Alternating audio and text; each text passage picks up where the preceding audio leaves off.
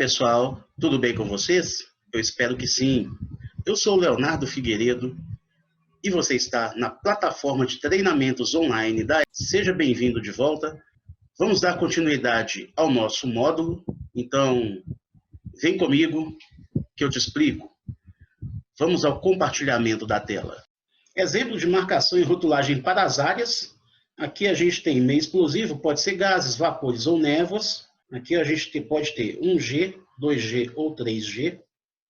Tá? O grupo deles aqui é o grupo 2, já está escrito aqui na nomenclatura. Áreas perigosas, probabilidade de ocorrência de uma atmosfera explosiva e classificação das zonas. Zona 0, zona 1 ou zona 2. Continuando, agora a gente tem a classificação devido aos gases, aos vapores ou às névoas. 2A, 2B e 2C. 2C aqui, o mais perigoso, que a gente já falou, né? A família do acetileno, carbono bisulfito, entre outros aqui. Ó. No 2A, perdão, melhor dizendo, amônia, metano, etano e propano, álcool etílico, gasolina e diesel. Então tá aqui, ó, é essa marcação aqui, ó. 2C, o grupo de gases. T6 é a temperatura. Aqui os princípios de proteção, aqui o tipo de indústria e o tipo de zona. E aqui, Comunidade Europeia e a simbologia do equipamento é X. Outras marcações, essa aqui bem parecida com aquela que a gente já viu antes. Origem do equipamento, BR é Brasil. EX é um equipamento para atmosfera explosiva.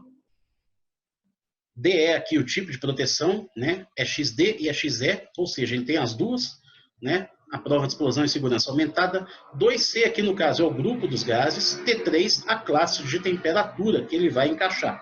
A gente tem marcação da IEC, da CENELEC e marcação da NEC. Só vai mudar aqui as iniciais. Depois a gente tem os princípios de proteção, as classes de gases e a temperatura de superfície, classe de temperatura. A marcação de acordo com a ATEX, Comunidade Europeia. Aqui vai ter um número de um organismo certificador, a simbologia, né, um equipamento para atmosfera explosiva. O número 2 aqui, uma marcação um pouquinho diferente, diz que é um equipamento para indústrias de superfície, né, do grupo 2 lá. O número 1 significa que ele é a categoria do equipamento para a zona 0. G significa gas e D significa dust. Então, é uma atmosfera ou de gás ou de poeira. E aqui, ao invés da classe de temperatura, já vem a temperatura direta em graus Celsius. Máxima temperatura de superfície do equipamento. Já aqui, a gente tem os princípios de proteção EX, aqui no caso, intrinsecamente seguro, e aqui a prova de explosão. Aqui a gente tem o IP, código IP, Ingress Protection. Lembram lá que a gente já explicou também? Aqui no caso a gente tem o IP 68 e aqui a gente tem o IP 00. Aqui não está protegido contra nada e aqui tem a proteção máxima, né? Máxima proteção contra partículas sólidas e máxima proteção contra ingresso de partículas líquidas. A gente tem outros exemplos de marcações, simbologias para equipamentos que vão passar por reparo. Então a gente tem aqui o quadrado e a gente tem o triângulo de cabeça para baixo, todos eles com a letra R no interior. Significa que o equipamento passou por um reparo. Se for o quadrado, quer dizer que o equipamento EX está em conformidade com a certificação ou especificações. Então, o reparo atende a tudo isso. Critério da ABNT-NBR EC 60079-19. Atmosferas explosivas, parte 19, reparo, revisão, recuperação ou modificação de um equipamento elétrico. Já o símbolo do triângulo de cabeça para baixo, ele quer dizer que o equipamento, sim, passou por um reparo em conformidade com as normas, mas não possui certificação. Então, ele obedece às normas, mas ele não tem uma certificação. Não passou por um órgão certificador. Então, a mesma norma aqui de antes. Tá? Então, a gente tem o critério da ABNT e EC, que é seguido no Brasil. Aqui, normas que são seguidas, né, mundo afora. A norma IEC, CENELEC, NEC e outras. A gente está no meio dessa parte amarela aqui, né, dos países que seguem o critério da IEC. Nos Estados Unidos, critério NEC, exclusivo, só eles, né, Os caras são diferentes de todo mundo. No Canadá, a gente tem aqui o SEC. E na Europa, a gente tem a Senelec. Então, os principais critérios e normas que são adotados aí em algumas partes do mundo. A ABNT representa o Brasil, então aqui a gente tem a hierarquização de alguns órgãos e de algumas normas. A ISO e a IEC são mundiais, né, internacionais. Regional, a gente tem MCE e NM como exemplos.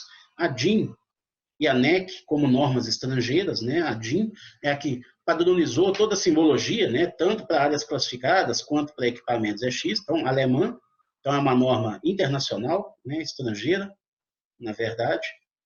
E a gente tem a norma nacional, a ABNT, juntamente com a IEC, que é adotada no Brasil. A gente tem outros órgãos aqui, como o I3E, a ASME, a STM, entre outros, associações, e a gente tem algumas empresas que têm suas próprias normas, né, que é o caso, por exemplo, da Petrobras.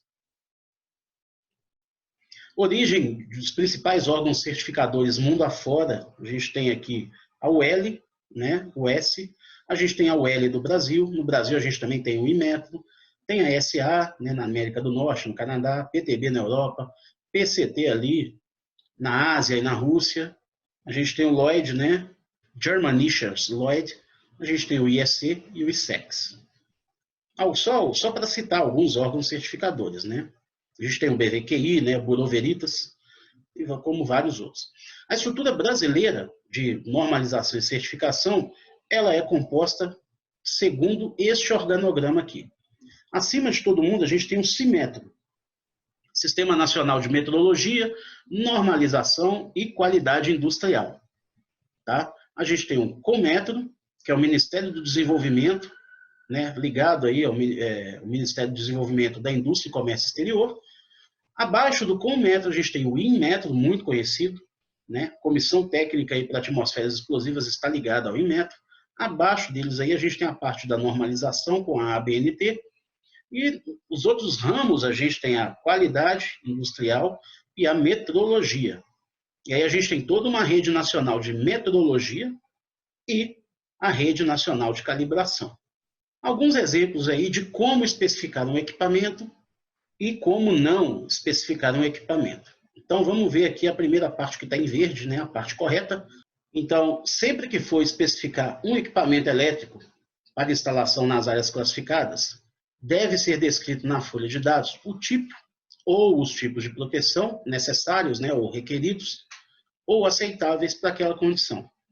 Um exemplo aí de como deve ser especificado. A melhor maneira da gente especificar o equipamento é o quê? Seguir todos os parâmetros de classificação, chegando o mais próximo possível aí das marcações que a gente já estudou. Aqueles parâmetros lá que a gente viu anteriormente. Então, por exemplo, aí, um instrumento é XIA2C T6 com IP65, ou instrumento é XD 2B T3 IP65. Então, essas duas informações aqui me dão tudo o que eu necessito para comprar o equipamento correto. Então, vamos ver um contra-exemplo, né? Uma maneira de não especificar corretamente o equipamento. Vamos lá.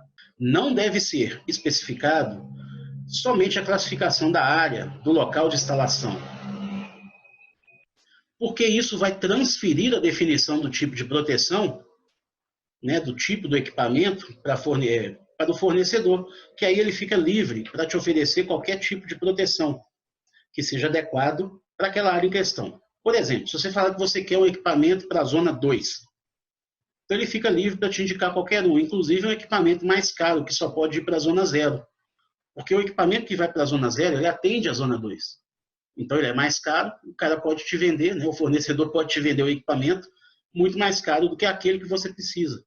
O contrário também é verdade. Se você falar, eu quero um equipamento para a zona 0, aí você vai ter duas opções. Você vai ter um intrinsecamente seguro ou um equipamento ótimo. Ele pode te vender o mais caro. Ou então ele pode te vender o equipamento que não te atende. Zona 1, a gente tem N equipamentos que podem ir para a zona 1. Se você somente disser que quer um equipamento para a zona 1, ele pode escolher qualquer um. E pode ser que esse equipamento não atenda às suas necessidades. Então, olha só. Exemplo de como não especificar. Instrumento para a área classificada, zona 2. Grupo 2C, aqui está certo. Temperatura T3 também está certo. A prova de tempo. A prova de tempo é muito amplo, né? Se você não especificar qual tipo de IP que você quer, ele pode te dar qualquer um. E ele vai falar, não, esse aqui é a prova de tempo. Então, entenderam? É importante saber especificar corretamente. Muito bem, pessoal. Chegamos ao final do vídeo, mas o módulo ainda não acabou. Continue com a gente, que a gente se vê no próximo vídeo para a gente continuar esse módulo. Até lá!